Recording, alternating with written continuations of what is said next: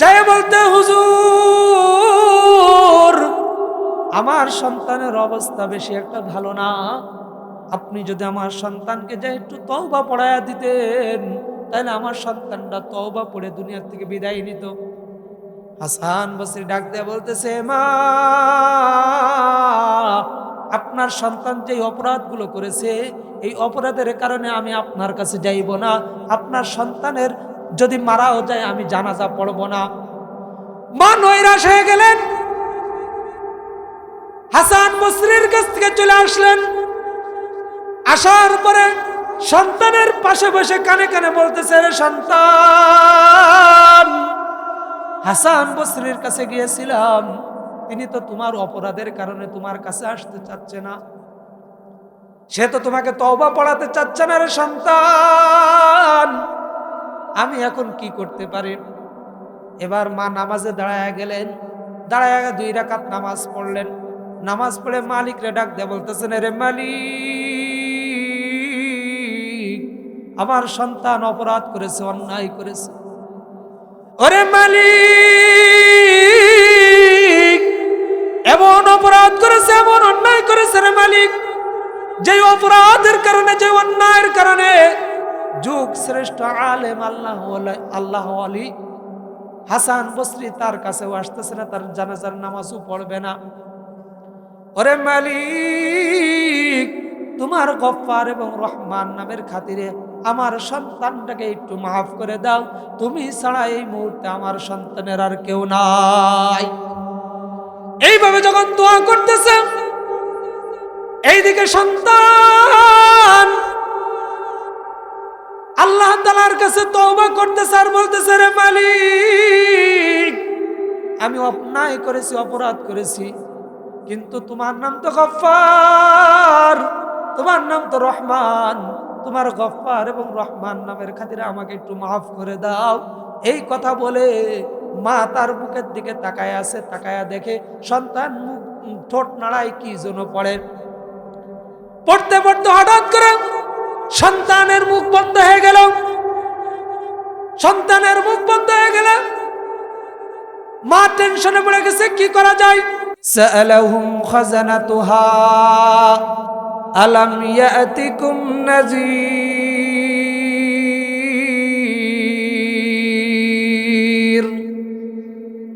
ডাক দিয়া বলবে, এই জাহান্নামীরা, তোমরা যে আজকে জাহান্নামে আসছো, দুনিয়াতে যখন ছিলা এই জাহান্নাম সম্পর্কে কি তোমাদের কাছে কোনো খবর যায় নাই? তোমাদেরকে এই জাহান্নাম সম্পর্কে কেউ কিছু বলে নাই? কোনো নবী যায় নাই, কোনো রসুল যায় নাই? তোমাদের কাছে কি কোনো কিতাব যায় নাই যে জাহান্নামের ভয়াবহতা সম্পর্কে তোমাদেরকে কেউ সতর্ক করে নাই? তোমাদের এলাকায় কি কোনো ওয়াজ মাহফিল হয় নাই, যেই মাহফিলগুলোতে উলামায়ে একরাম এই জাহান্নামের ভয় সম্পর্কে কি আলোচনা করে নাই? তখন তারা বলবে, ক্বালু বালা ক্বাদ জাআনা নাযীর।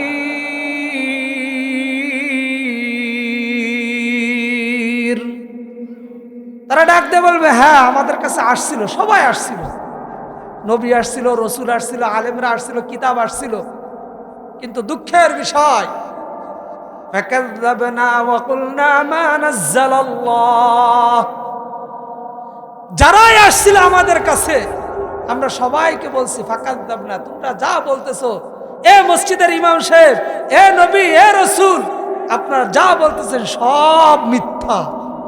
নাউযুবিল্লাহ, সব কি মিথ্যা। আজকে আপনাদের এখানে মাহফিল হচ্ছে, কত লোক ঘুরে বেড়াচ্ছে, অকালু লাউ কুন্না নাসমাউ আও নাকিলু মা কুন্না ফি আসহাবিস সাঈর।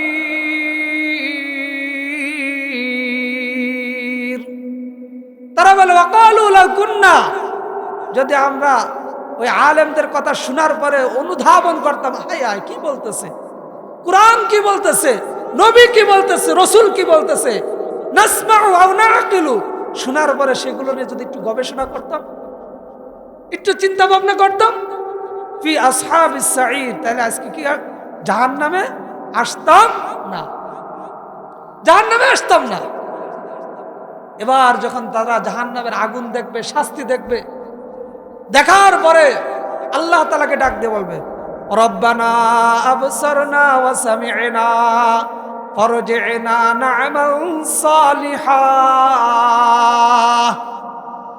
ডাক দিয়ে বলবে, প্রভু আবসারনা, আমরা চোখ দিয়ে সব দেখলাম, ওয়া সামি'না, এবং আমাদের কান দ্বারা কি করলাম, শ্রবণ করলাম, সব শুনছি, সব শুনছি।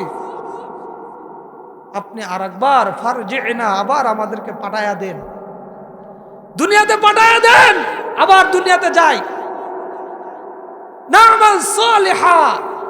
সেখানে গিয়ে কোনোদিন ওয়াজ মাহফিল বাদ দেব না, কোনো দোকানপাটে বসবো না, সাত দোকানে বসবো না, আড্ডা দেব না, কারোর সাথে গল্প গুজব করবো না, কোনো কিছুই করবো না, খালি আমল করব, আমল আমল আমল। নফল নামাজ বেশি পড়বো, রোজা রাখবো বেশি, সব কিছু বেশি বেশি করে করবো। তখন আল্লাহ বলবে, কাল্লা, আর সুযোগ না, বহুত সুযোগ দিয়েছি তোমাদেরকে, অনেক সুযোগ দিয়েছি।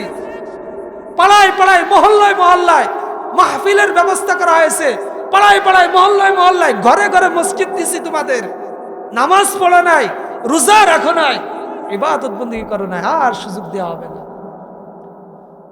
বলবে খুজুম ফাগুল্লু সুম্মা জাহিমা সাল্লু, এদেরকে ধরে বাঁধো, শিকল দিয়ে বেঁধে জেলখানার ভিতর দিয়ে দাও।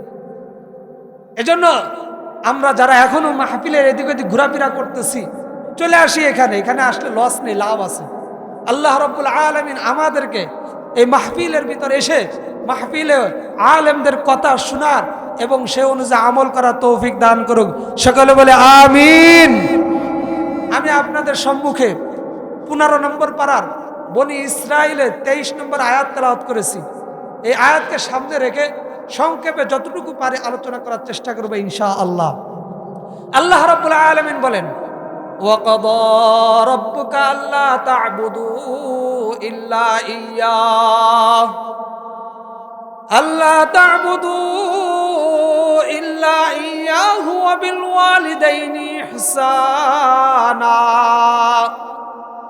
إِمَّا يَبْلُغَنَّ عِندَكَ الْكِبَرَ أَحَدُهُمَا أَوْ كِلَاهُمَا فلا تقل لهما أف ولا تنهرهما وقل لهما قولا كريما। আল্লাহ রাব্বুল আলামিন বলেন, ওয়াকাদা রাব্বুকা আল্লা তা'বুদু ইল্লা ইয়্যাহ। আল্লাহ তাআলা বলতেছেন, আমি আদেশ করে দিয়েছি, ফয়সালা করে দিয়েছি, আল্লাহ তা'বুদু ইল্লা ইয়্যাহ, আল্লাহ ছাড়া পৃথিবীর আর কারোর ইবাদত বন্দেগী করা যাবে না। কার ইবাদত করতে হবে? আর যারা বলেন কার ইবাদত করতে হবে? আল্লাহর। আল্লাহর ইবাদত করার পরপরই আল্লাহ রাব্বুল আলামিন বলতেছেন, ওয়াবিল ওয়ালিদাইনি ইহসানা, পিতামাতার খেদমত করো। কি করো? পিতামাতার খেদমত করো। যেখানে মাহফিলে যায় সবাই একই কথা বলে, হুজুর সন্তানটা নষ্ট হয়ে গেছে, সন্তানের জন্য একটু মাতা পিতার হক সম্পর্কে একটু আলোচনা করেন। সন্তানগুলো আর মা বাবার খোঁজ নেয় না। গতকাল যশোর মাহফিলে এক মুরব্বী হাতে ধরে কান্না করে দিয়েছে, হুজুর আজ 10 বছর হয়ে গেছে, সন্তানের চেহারাটাও দেখি না, সন্তানের চেহারাটাও দেখি না, একটু মাতা পিতার হক সম্পর্কে আলোচনা করেন। এজন্য আজকে নির্ধারণ করেছি যে মাতা পিতার হক সম্পর্কে স্বল্প সময়ে যতটুকু পারে আলোচনা করব। আল্লাহ রাব্বুল আলামিন আদেশ করে দিয়েছে যে পিতা মাতার হকের সাথে তাদের খেদমতের সাথেই আল্লাহ রাব্বুল আলামিন বলতেছেন, আমার ইবাদতের পরেই তোমাদের পিতা মাতার খেদমত করো। চিন্তা করেন তাহলে কত বড় গুরুত্বপূর্ণ বিষয়। আল্লাহর ইবাদতের সাথেই নিয়ে আসছে পিতামাতার হক, পিতামাতার খেদমত সম্পর্কে। যদি একটা জিনিস গুরুত্ব নাই হইতো তাহলে আল্লাহ রাব্বুল আলামিন তার ইবাদতের পাশাপাশি আনতেন না। আল্লাহ রোজার কথা বলতে পারতেন, হজের কথা বলতে পারতেন, নামাজের কথা বলতে পারতেন, বেশি বেশি নামাজ পড়ো, বেশি বেশি রোজা রাখো, বেশি বেশি হজ করো, বেশি বেশি যাকাত দাও। আল্লাহ সেটা বলেন না। আল্লাহ বলছে, নামাজ আমার ইবাদতের সাথে সাথে তোমরা তোমাদের পিতামাতার সাথে সৎ ব্যবহার করো, তাদের খেদমত করো। মুসলমান ভাইরা আমার, মা বাবা যদি আপনার কাছ থেকে কোনোভাবে কষ্ট পায়, আর এই কষ্ট পাওয়ার সঙ্গে সঙ্গে সে যদি আল্লাহ তাআলার কাছে বদদোয়া করে, বদদোয়া করতে দেরি, আল্লাহ তাআলার কাছে সেই বদদোয়া কবুল হইতে দেরি হয় না। কারণ হলো পৃথিবীর যত দোয়া আপনি করবেন, প্রত্যেকটা দোয়া ধাপে ধাপে আল্লাহ তাআলার কাছে পৌঁছায়। কিন্তু পিতা মাতা যখন বদদোয়া করে বা দোয়া করে, এই দোয়া আল্লাহ তাআলার কাছে যাইতে কোনো পর্দা থাকে না, কোনো কিছুই থাকে না, ডাইরেক্ট আল্লাহ তাআলার কাছে পৌঁছায়া যায়। হাদিস শরীফের ভিতরে আসছে, হযরত জুরাইস রাদিয়াল্লাহু তাআলা আনহু অনেক ইবাদতকারী একজন যুবক ছিল। এই যুবক ইবাদত বন্দেগী করত, বেশি বেশি ইবাদত বন্দেগী করত। ইবাদত বন্দেগীর কারণে তার যে বাড়ি ছিল, বাড়ির থেকে অনেক দূরে যে একটা ঘর তৈরি করেছে, যাতে করে সেখানে ইবাদত বন্দেগী বেশি করে করবে, মানুষ যেন তাকে ডিস্টার্ব করতে না পারে। ইবাদত বন্দেগী করতেছে, তার ইবাদত বন্দেগীর কথাগুলো এলাকার সবার কাছে পৌঁছায় গেছে। এলাকার মানুষজন তাকে খুব সম্মান করতেছে। বাড়িতে ভালো কোনো কিছু রান্না হলে জুরাইসের জন্য নিয়ে যায়, যায় বলে, জুরাইস, আমাদের বাড়িতে আজকে ভালো মন্দ রান্না হয়েছে, তোমার জন্য কিছু নিয়ে আসছি, তুমি খেয়ে নাও। এলাকার কাছে সর্বপ্রথম যেই ফলটা আসে, ওই ফলটা জুরাইসের জন্য বরাদ্দ হয়ে যায়। জুরাইসের কাছে নিয়ে যায়, জুরাইসকে বলে, এই ফলটা খান, আমার কাছে প্রথম এই ফলটা ধরছে, আমরা না খেয়ে আপনার জন্য নিয়ে আসছি। এইভাবে তার সুনাম সুখ্যাতি সব জায়গায় যখন ছড়ায় পড়ছে, সবাই তাকে সম্মানের সাথে তার নামটা উচ্চারণ করতেছে। হঠাৎ একদিন তার মার প্রয়োজন পড়েছে, তার মা তার কাছে আসলো, এসে ঘরের দরজার সামনে দাঁড়ায় ডাকতেছে, জুরাইস, তোমার সাথে আমার খুব জরুরি দরকার আছে, কিছু কথা আছে, তুমি আমার সাথে একটু দেখা করো, দরজাটা খুলো।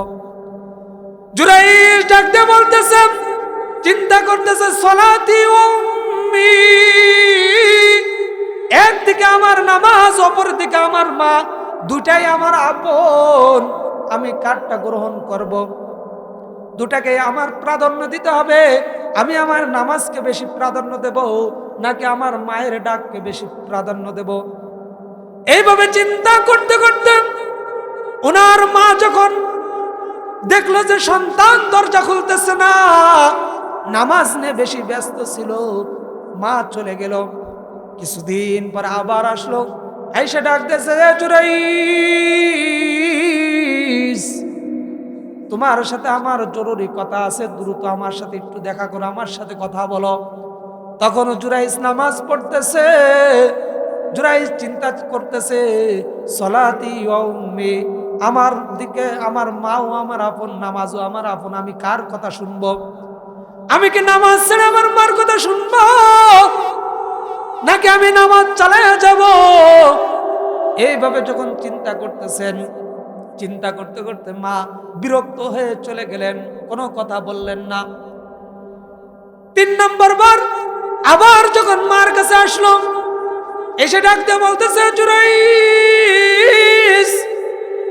2 দিন এসেছিলাম তোমার কাছে জরুরি কিছু কথা বলার জন্য, কিন্তু তুমি দরজা খুলো না। আজকে তুমি একটু দয়া করে দরজাটা খোলো, তোমার সাথে আমার কথা আছে, তোমার সাথে আমার কথা আছে, দ্রুত তুমি কি করো, দরজাটা খুলো, তোমার সাথে আমি একটু পরামর্শ করব। জুরাইস বারবার চিন্তা করতেছে, কার কথা শুনবো, নামাজ ছেড়ে দিয়ে মার কথা শুনবো, নাকি নামাজ চালায়া যাব? এইভাবে মা বিরক্ত হইয়া ডাক দিয়ে বলতেছে, জুরাইস, 10 মাস 10 দিন আমি তোকে পেটে ধারণ করেছি, দুনিয়াতে আনতে আমার কতটা কষ্ট হয়েছে, তোমাকে লালন পালন করতে আমার কতটা কষ্ট হয়েছে, তুমি তো জানো না জুরাইস। আজকে তোমার কাছে 3 দিন এসেছে, আজকে নিয়ে তুমি আমার চেহারাটাও একবার দেখলে না, দেখার প্রয়োজন মনে করলে না। মনে রাখবা আমি চলে যাচ্ছি, তবে তুমি মৃত্যুর আগে আল্লাহ তাআলা, যেহেতু আমার চেহারাটা তুমি দেখলে না, মৃত্যুর আগে আল্লাহ রাব্বুল আলামিন তোমাকে যেন খারাপ মহিলার চেহারা দেখায়, তারপরে মৃত্যু দেয়। বলেন নাউজুবিল্লাহ। এই কথা বলে মা চলে গেল। মা চলে গেল। কিছুদিন পরে জুরাইস ইবাদত বন্দেগী করতেছে, ওইদিকে মা বদদুয়া করছে। আল্লাহ রাব্বুল আলামিন মায়ের বদদুয়াটা কবুল করে নিয়েছেন। মায়ের বদদুয়া কবুল করে নেওয়ার ফলে কিছুদিন পরে ওই এলাকার একটা যুবতী মেয়ে, যার এখনো বিবাহ হয় নাই, ওই মেয়েটা বাচ্চা প্রসব করছে। এলাকার মানুষ এসে তাকে বলতেছে, এ যুবতী, তোমার তো বিয়েই হয় নাই, তুমি এই সন্তান কোথায় থেকে পেলে? কার সাথে বলো খারাপ কাজ করেছো? খারাপ কাজ করে সন্তানটা পেটে ধারণ করেছো। ওই যুবতী ডাক দেয়া বলতেছে, আমার সাথে জুরাইস খারাপ কাজ করছে, এটা হলো জুরাইসের সন্তান। বলেন নাউজুবিল্লাহ। এই কথা বলার পরে এলাকার মানুষ ডাক দেয়া বলতেছে, আমরা জুরাইসরে এত ভালো মনে করতাম, জুরাইস তার ইবাদত বন্দেগী দেখে তাকে অনেক ভালোবেসেছি, অথচ তলে তলে জুরাইস খারাপ কাজ করতেছে, তাহলে তো এই জুরাইস ভালো না। এলাকার বাসী সবাই মিলে চায় তার যে ইবাদত খানা ছিল, তার যে নামাজ পড়ার জায়গা ছিল, ওইটা ভাঙ্গা শুরু করে দিল। জুরাইস ডাক দেয়া বলতেছে, এলাকাবাসী, তোমরা কেন আমার ঘরটা ভাঙতেছো বুঝতে পারতেছি না। আমি কি অপরাধ করেছি, কি অন্যায় করেছি, যে অন্যায় যে অপরাধের কারণে আমার ঘরটা তোমরা ভাঙতেছো?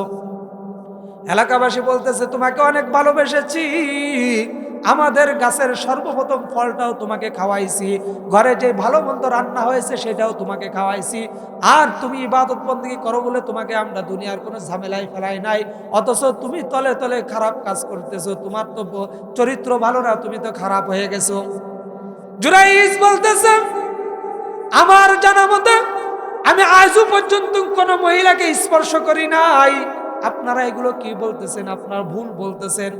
তখন বলল, ওই যুবতী মেয়ে তো তাহলে মিথ্যা বলে না, ওই যুবতী তোমার নামই বলছে। তখন জুরাইস বলতেছে, ওই যুবতী এবং ওই সন্তানকে ডেকে নিয়ে আসেন, আমি তাদের সামনে জিজ্ঞাসা করব আমি কি তার সাথে খারাপ কাজ করছি কিনা। লোকজন ওই যুবতীকে ডেকে নিয়ে আসলো। আনার পরে যখন সামনাসামনি হলো, এবার জুরাইস জিজ্ঞাসা করতেছে, যুবতী, আমি কি তোমার সাথে খারাপ কাজ করছি কিনা?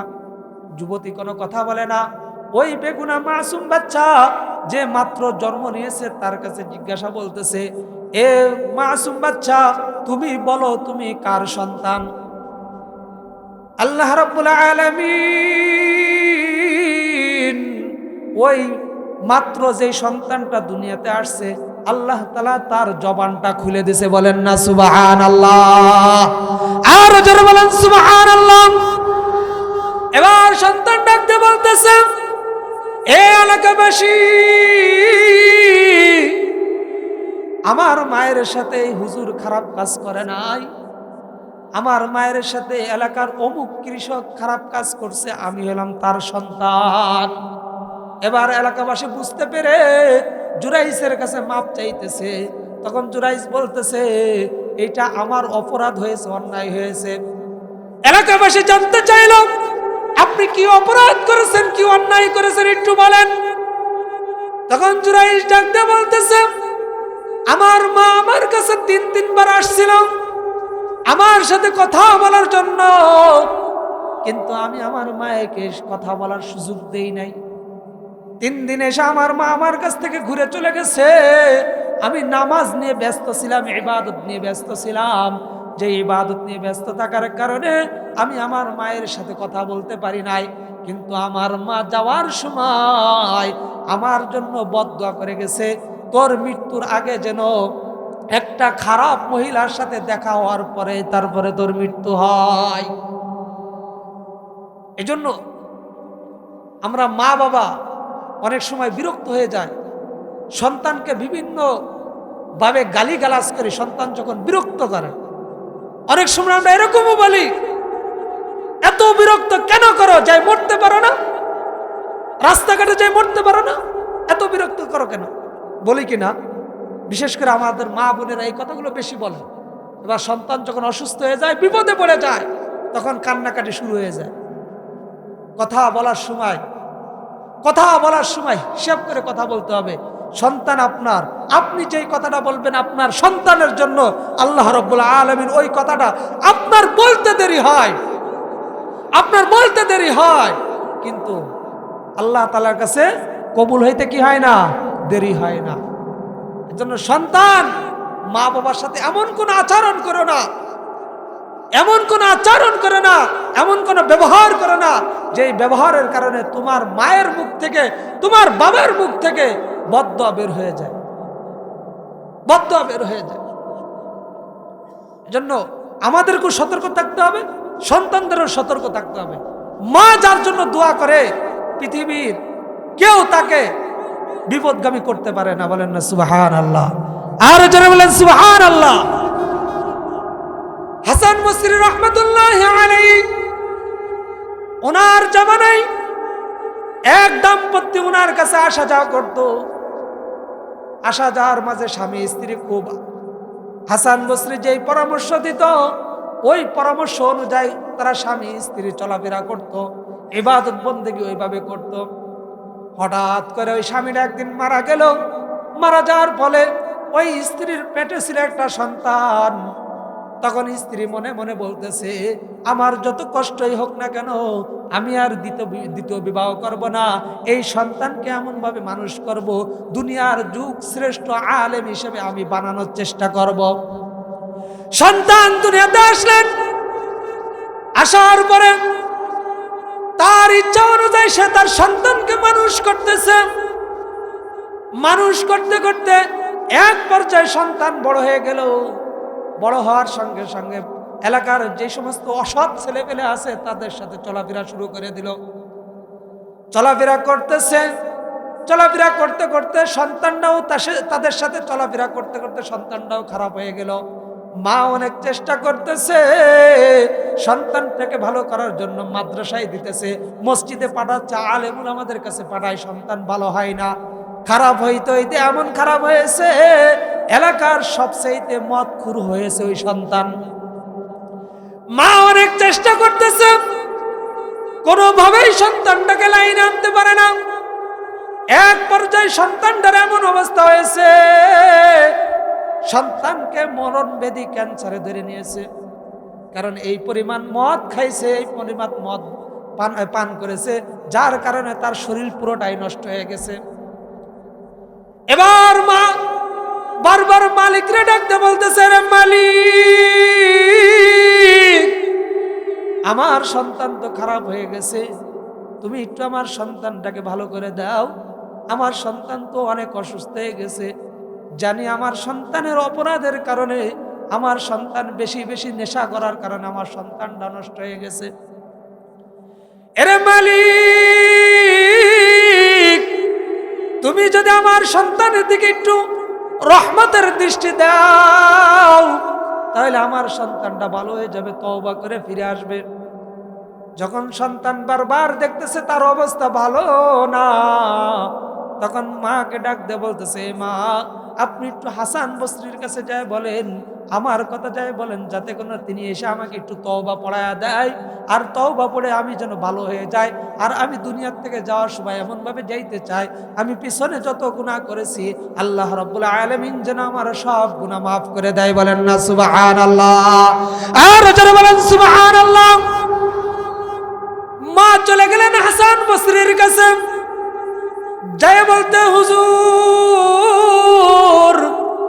আমার সন্তানের অবস্থা বেশি একটা ভালো না, আপনি যদি আমার সন্তানকে যে একটু তওবা পড়ায়া দিতেন, তাহলে আমার সন্তানটা তওবা পড়ে দুনিয়ার থেকে বিদায় নিত। হাসান বসরি ডাক দিয়ে বলতেছে, মা আপনার সন্তান যে অপরাধগুলো করেছে, এই অপরাধের কারণে আমি আপনার কাছে যাইব না। আপনার সন্তানের যদি মারাও যায় আমি জানাজা পড়ব না। মা নৈরাশ হয়ে গেলেন, হাসান বসরির কাছ থেকে চলে আসলেন।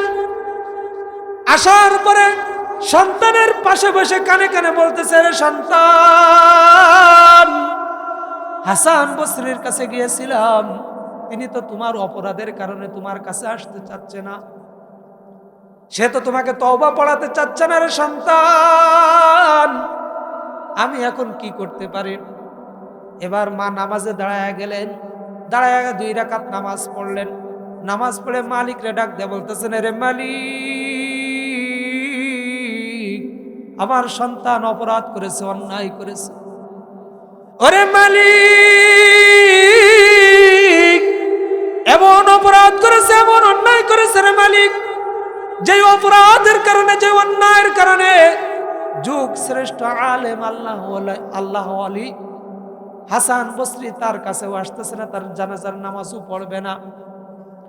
ওরে মালিক, তোমার গফফার এবং রহমান নামের খাতিরে আমার সন্তানটাকে একটু মাফ করে দাও, তুমি ছাড়া এই মুহূর্তে আমার সন্তানের আর কেউ নাই। এইভাবে যখন দোয়া করতেছে, এইদিকে সন্তান আল্লাহ তাআলার কাছে তওবা করতেছে আর বলতেছে, রে মালিক, আমি অন্যায় করেছি, অপরাধ করেছি, কিন্তু তোমার নাম তো গফফার, তোমার নাম তো রহমান, তোমার গফফার এবং রহমান নামের খাতিরে আমাকে একটু মাফ করে দাও। এই কথা বলে মা তার মুখের দিকে তাকায় আছে, তাকায়া দেখে সন্তান ঠোঁট নাড়ায় কি যেন পড়ে। পড়তে পড়তে হঠাৎ করে সন্তানের মুখ বন্ধ হয়ে গেল।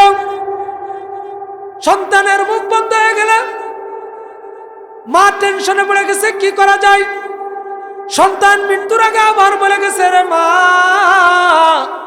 হাসান বসরি যেহেতু আমার জানাজা পড়বে না, তাইলে আমি কত অপরাধী, আমার মতো অপরাধী আর পৃথিবীতে কেউ নাই। তুমি এক কাজ করে, আমি মারা যাওয়ার পরে আমার লাশটা কারোর কাছে না দিয়ে তুমি আমার গলায় দড়ি বেঁধে টানতে টানতে জঙ্গলে নিয়ে ফেলাই দিয়ে এসো, অথবা কোনো নদীতে রেখে দিয়ে আসো, যাতে করে আমি কোনো মানুষের সামনে না পড়ি। এবার মা চিন্তা করতেছে, আমার সন্তান তো এটা বলে গেছে, আমি কি করব? এইভাবে চিন্তা করতে করতে হঠাৎ করে হাসান বসরি তাদের দরজার সামনে দাঁড়াইছে। বলেন না সুবহানাল্লাহ, আর যারা বলেন সুবহানাল্লাহ। হাসান বসরি এসে বলতেছে, এ মা, জোহরের নামাজ আদায় করে আমি একটু রেস্ট নেওয়ার জন্য শুইলাম, আমার মাথাটা হাতের উপর দিয়ে একটু ঘুমানোর চেষ্টা করলাম। ঘুমায় আমি স্বপ্নে দেখে আল্লাহ রাব্বুল আলামিন ডাক দিয়ে বলতেছে, হে হাসান বসরি,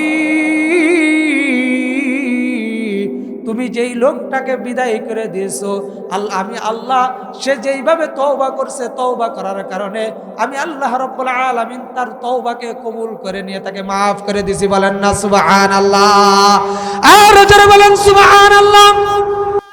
পৃথিবীর কেউ তাকে বিপদগামী করতে পারে না। আজকে মায়ের দোয়ার কারণে সন্তানটা এত বড় অপরাধ থেকে বেঁচে জাহান্নামের খাতার থেকে নাম কেটে জান্নাতে গেছে। বলেন ঠিক কিনা? এই জন্য যুবক ভাইরা আমার, জীবনে অনেক কিছু করতে পারবেন, কিন্তু মা বাবা যদি আপনার বিপক্ষে চলে যায়, আপনার এই দুনিয়াও কোনো সফলতা হবে না, আখিরাতেও কোনো সফলতা হবে না। আপনি আপনার স্ত্রীর জন্য অনেক কিছু করতে পারবেন, আপনি আপনার সন্তানের জন্য অনেক কিছু করতে পারবেন, গাড়ি বাড়ি সব করতে পারবেন, তারপরেও স্ত্রীর মনটা আপনি খুশি করতে পারবেন না, সন্তানের মনটাও খুশি করতে পারবেন না। কিন্তু মার কাছে যদি একটা আঙ্গুর এনে দিয়ে বলেন, ও মা, তোমার জন্য একটা আঙ্গুর নিয়ে আসছে, এই আঙ্গুরটা খাও, ওই মা আঙ্গুরটা খেয়ে তোমার জন্য দোয়া করবে। প্রথমেই দোয়া করবে, ওরে মালিক, আমার সন্তানকে সুস্থতার সাথে নেক হায়াত দান করবে। বলেন ঠিক কিনা? আপনি তাকায়া দেখেন, গোরস্থানে আপনার মা শুয়ে আছে, আপনার বাবা শুয়ে আছে, আপনার ভাই শুয়ে আছে, আপনার বন্ধুরা শুয়ে আছে। এই কনকনে শীতের ভিতরে তারা যদি আজকে জীবিত থাকতো, তাদের জন্য আপনি কি করতেন? দামি দামি কম্বল কিনে দিতেন, দামি দামি চাদর কিনে দিতেন, দামি দামি জ্যাকেট কিনে দিতেন। তাকায়া দেখেন কবরের দিকে, আপনার মা কবরে শুয়ে আছেন, আপনার বাবা কবরে শুয়ে আছে, মাত্র 3টা কাপড়ের কাপড় নিয়ে, না আছে তাদের কাছে বালিশ, না আছে তাদের কাছে কোনো কাঁথা, না আছে কোনো কম্বল, না আছে কোনো ল্যাপ। এ যুবক ভাই, একটু চিন্তা করেন কি পরিমাণ ঠান্ডা পড়তেছে। আমরা এক একজনের 4-5টা করে জ্যাকেট গায়ে দিই, তারপরে ঠান্ডা মানাইতে পারি না। যাদের মা দুনিয়া থেকে চলে গেছে, বাবা দুনিয়া থেকে চলে গেছে, আপনি কি পাবেন আপনার মাকে? আপনি কি পাবেন আপনার বাবাকে? আর কোনোদিন পাবেন না। যাদের মা বাবা জীবিত আছে, আজকে এই মার কাছ থেকে দোয়া নেবেন, মাপ চাই নেবেন, বাবার কাছ থেকে মাপ চাই নেবেন। যদি আজকে মাপ না চান, মাপ না চেয়ে দেন, তাহলে আপনার কোনো বিপদের শেষ থাকবে না। এজন্য মা বাবা যদি আপনার পক্ষে থাকে, কোনোভাবেই যদি আপনার জন্য বদদোয়া না করে, তাহলে আপনি হবেন এই পৃথিবীর শ্রেষ্ঠ সন্তান। আর কোনোভাবেই যদি মা আপনার বদনাম করে, আপনার নামে বদদোয়া করে, তাহলে আপনার কষ্টের কোনো শেষ থাকবে না। এই জন্য সবসময় কাকে খুশি রাখতে হবে? আল্লাহ তাআলার ইবাদতের পরেই মা বাবাকে খুশি রাখতে হবে। আপনি যদি মা বাবাকে খুশি রাখতে না পারেন, আপনার ইহ জগৎ শেষ, পরকালও শেষ। আজকে আপনি গাড়ি বাড়ি করছেন, বড় চাকরি পাইছেন, মাকে ভুলে গেছেন, বাবাকে ভুলে গেছেন। আপনি ঢাকা শহরে অনেক কিছু করতেছেন, কিন্তু আপনার গ্রামে আপনার মা পড়ে আছে, আপনার বাবা পড়ে আছে, আপনি কোনো খোঁজ নেন না। আপনি অনেক বড় চাকরিজীবী হয়েছেন, অনেক বড় অফিসার হয়েছেন, আজকে গরিব মা বাবার যদি পরিচয় দেন, তাহলে আপনার কি হয়ে যাবে? মান সম্মান চলে যাবে। এই জন্য অনেক সন্তান না মা বাবার পরিচয় দেয় না, ঠিক কিনা? আপনাদের আজকের প্রধান মেহমান কুমিল্লা থেকে আসছেন, ওনাদের এলাকার একটা ঘটনা আমি আপনাদেরকে শোনাই, বাস্তব ঘটনা। এক যুবক ছিল, তার বাবা রিক্সা চালাইতো। বাবা মায়ের স্বপ্ন ছিল ছেলে অনেক বড় অফিসার হবে, অনেক বড় অফিসার হবে, চাকরি করবে। তাদের যে দুঃখের জীবনটা আছে, এই দুঃখের জীবনটা কি করবে? সরাইয়া দিবে। বাবা রিক্সা চালায়, প্রতিদিন ওই রিক্সায় করে বাবা স্কুলে নিয়ে যায়, আবার বিকেলে নিয়ে আসে। এইভাবে যখন প্রাইমারি স্কুল শেষ করলো, হাই স্কুলে গেল, হাই স্কুল শেষ করলো, কলেজে আসলো, কলেজের থেকে আবার ঢাকা ভার্সিটিতে ভর্তি হলো। ঢাকা ভার্সিটি এসে যখন লেখাপড়া শুরু করলো, মেধাবী ছেলে কয়েকটা প্রাইভেট পড়ানো শুরু করলো। ওই দিয়ে যা ইনকাম হয় তার কলেজের খরচ চলে যায়। এইভাবে চলতে চলতে ঢাকা শহরে এক বড় লোক যুবতীর সাথে তার পরিচয় হয়। পরিচয় হওয়ার পরে ওই যুবতীর সাথে তার প্রেমের সম্পর্ক হয়। প্রেমের সম্পর্ক হওয়ার পরে ওই যুবতীকে উনি বিবাহ করে। যুবতীকে বিবাহ করার পরে এবার উনি ওনার মাকে ভুলে যায়, বাবাকে ভুলে যায়। কারণ তার মা হলো গৃহিণী আর তার বাবা হলো রিক্সা চালক। আর ঢাকা শহরে যেই মেয়েকে বিবাহ করেছে, ওই মেয়ের বাবা হলো কোটিপতি। যদি ওই রিক্সা চালক বাবাকে যদি এই কোটিপতির কাছে দাঁড় করায়, তাহলে মান সম্মান থাকবে না। এই জন্য বাবারও পরিচয় দেয় না, মায়েরও পরিচয় দেয় না, সব পরিচয় গোপন রেখে দিয়েছে। এইদিকে মা বাবা প্রতিনিয়তের টাকায় আছে, সন্তান একটু তাদেরকে দেখতে আসবে, অনেকদিন সন্তানকে দেখে না। প্রতি ঈদের সময় ঢাকা থেকে অনেক সন্তানরা মা বাবার কাছে আসে বেড়াইতে, ঈদের নামাজ পড়তে, আবার ঈদের পরে চলে যায়। আর ওই রিক্সা চালক তারা কি করে? মা বাবার সন্তানের আসার জন্য তারা অপেক্ষা করে, কখন সন্তান আসবে, একটু সন্তানের চেহারাটা একটু দেখবে, এই দেখার অপেক্ষায় থাকে। দিন যায়, মাস যায়, বছর চলে যায়, কিন্তু সন্তান আসে না। কারণ সন্তান তো ঢাকা শহরে বড় লোকের মেয়ে বিবাহ করছে এবং অনেক বড় চাকরি একটা পেয়েছে, সরকারি চাকরি, অনেক বেতন পায়। সেই গরিব মা বাবার পরিচয় তো আর দেয় না। এবার দুঃখিনী মা সন্তানের জন্য অনেক কষ্ট করে, কারণ সন্তান তো একটা, সন্তানের চেহারাটা একটু দেখতে মন চায়। মানুষের কাছ থেকে খোঁজ নিতে নিতে এক পর্যায়ে তার ঠিকানা পাইছে। সে গুলশানে থাকে, বিশাল বড় এক ফ্ল্যাট নিয়ে থাকে, স্ত্রী নিয়ে থাকে, শ্বশুর শাশুড়ির নিয়ে থাকে, মা বাবার কোনো খোঁজ খবর নেয় না। একদিন মা ডাক দিয়ে বলতেছে, ওরে স্বামী, সন্তানটাকে দেখতে খুব মনে চায়, আপনি যদি একটু ঢাকা শহরে যাইতেন, সন্তানটাকে যদি একটু খুঁজে বের করে তাকে একটু দেখার মতো ব্যবস্থা করে দিতেন, তাহলে আমার কলিজাটা একটু ঠান্ডা হইতো। স্ত্রীর কথা শুনে স্বামী কেঁদে দিলেন। কেঁদে দেওয়ার পরে এবার স্বামী কুমিল্লা থেকে ঢাকায় আসলেন। আসার পরে ঢাকায় খুঁজতে খুঁজতে গুলশানে গেলেন। গুলশানে তার অফিসে গেলেন। অফিসে যাওয়ার পরে ওনার যে অফিস আছে, অফিসের যে দারোয়ান আছে, দারোয়ানকে বলল, অমুক লোকের সাথে আমি একটু দেখা করবো, একটু দেখা করার ব্যবস্থা করে দাও। এবার দারোয়ান যায় বলতেছে, স্যার, আপনার জন্য একজন বৃদ্ধ লোক আসছে, আপনার সাথে একটু দেখা করবে। এই কথা বলার পরে উনি সিসি ক্যামেরা অন করলেন। সিসি ক্যামেরা অন করে দেখে যে বৃদ্ধ লোক আসছে, সেই বৃদ্ধ লোক হলো তার বাবা।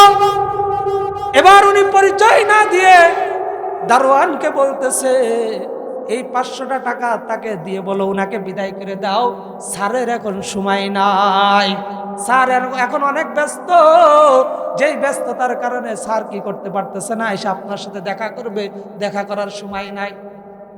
এবার দারোয়ান এসে বলতেছে, এ বাবা, অফিসার তো, স্যার তো অনেক ব্যস্ত রয়েছে, সে আপনাকে সময় দিতে পারতেছে না, নিয়ে যান এই 500 টাকা নিয়ে আপনাকে চলে যেতে বলছে। এবার বৃদ্ধ লোক বলতেছে, ভাই, এ ভাতিজা, আমি তো ভিক্ষুক না, আমি ভিক্ষা নিতে আসি নাই, আমি তো আসছি আমার সন্তানটাকে একটু দেখার জন্য, ওই স্যার হলো আমার সন্তান। এবার দারোয়ান মাথায় হাত দিয়ে বসে পড়ছে। এ বৃদ্ধ বাবা, আমি মাত্র 20,000 টাকা বেতন পাই, যেই 20,000 টাকার থেকে 15,000 টাকা আমি আমার মা বাবা, আমার সন্তান স্ত্রীর জন্য পাঠাই দিই, আর 5,000 টাকা দিয়ে আমি ঢাকা শহরে চলাফেরা করি। আর আপনার সন্তান 2 লাখ টাকা বেতন পাই, কিন্তু আপনার জন্য 2,000 টাকা জোটে নাই, 500 টাকা ভিক্ষা জুটছে। ও মুরব্বী বাবাজি, আপনার সন্তান আর আপনার নাই, আপনি চলে যান, আপনার সন্তান অন্যর হয়ে গেছে, এই সন্তানের জন্য একটু বদদোয়া করেন না, যদি বদদোয়া করেন তাহলে আপনার সন্তান শেষ হয়ে যাবে, আপনি এলাকায় চলে যান। মুরব্বী চলে গেলে এলাকায়। অনেক লম্বা ঘটনা। দীর্ঘদিন পরে গুলশানে যেই মসজিদে উনি জুমার নামাজ আদায় করতে গেছেন, ওইটা হলো আজাদ মসজিদ। ওই মসজিদে হলো যাত্রাবাড়ির শায়েখ মাহমুদুল হাসান সাহেব নামাজ পড়তেন, নামাজ পড়াতেন জুমার নামাজ। ওই দিন ওই যুবক নামাজ পড়ার জন্য মসজিদে গেছে। মসজিদে যাওয়ার পরে মসজিদের ইমাম সাহেব হুজুর এই মাতা পিতার ঘটনা বলতেছে। মাতা পিতাকে কষ্ট দিলে কি হবে, এই বিষয়ে লম্বা আলোচনা করতেছে। এবার যুবকের চোখ দিয়ে পানি পড়তেছে, হায়রে আমি কি করলাম, কি করলাম, আমি তো আমার জীবনটা শেষ করে দিয়েছি। অনেক দিন আগে ঢাকায় আসছি, মা বাবার খবরও তো জানি না, এমনকি যে এলাকায় জন্ম নিয়েছি সেই এলাকার পথঘাটও তো ভুলে গেছি, মনেই নাই। জুমার নামাজ আদায় করার পরে তওবা করলেন আর আল্লাহকে ডাকতে বলতেছেন, আরে মালিক, তোমার কাছে একটাই ফরিয়াদ, অপরাধ করেছি, অন্যায় করেছি, শেষবার আমাকে একটা সুযোগ দাও, আমি আমার মায়ের কাছে যাই একটু মাপ চাবো, আমার বাবার কাছে একটু মাপ চাবো, সেই সুযোগটা আমাকে দাও। দোয়া করে বের হয়ে গেলেন, মার্কেটে গেলেন, মার জন্য শাড়ি কিনলেন। ওই সময় ছিল রমজান মাস, ইফতারি কিনে কুমিল্লার দিকে রওনা দিলেন। যাইতে যাইতে দেরি হয়ে গেল, রাত অনেক গভীর হয়ে গেল, কোনো গাড়িগুলো পাই না। অনেকের কাছে জিজ্ঞাসা করে, কেউ যাবে না। তবে একটা লোক তাকে বলল, আপনি যদি এই রাত্রে যাইতে চান, একজন বয়স্ক লোক আছে, সে হলো রিক্সা চালায়, সে টাকার জন্য অনেক কষ্ট করে, আপনি যদি তাকে নিতে পারেন সে যাবে। তাকে কোথায় পাবো? বললো অমুক একটা দোকান আছে, দোকানের সামনে রিক্সা দিয়ে সে কি আছে, বসে আছে, আপনি তার কাছে যান, যাইলেই সে যাবে। এবার সন্তান যখন ওই বৃদ্ধ লোকের কাছে গেল, যায় যখন বলল, মুরব্বী আমি অমুক এলাকায় যাব, আপনি কি আমাকে নিয়ে যাবেন? পৃথিবীতে এমন কোনো মা বাবা নাই, সন্তান যতদিনই মার সাথে দেখা না করুক, বাবার সাথে দেখা না করুক, কণ্ঠ শুনলেই বলতে পারে এটা আমার সন্তান, ঠিক কিনা? বাবা বুঝে ফেলল, আরে এই কণ্ঠ তো আমার পরিচিত। উনি সাথে সাথে গামছা দিয়ে ওনার মুখটা ঢেকে ফেললেন। ওনার সন্তানের সামনে উনি পরিচয় দিতে চাইলেন না। জিজ্ঞাসা করলেন, তুমি কোথায় যাইবা? অমুক জায়গায় যাইব। কার বাড়িতে যাইবা? অমুকের বাড়িতে যাইব।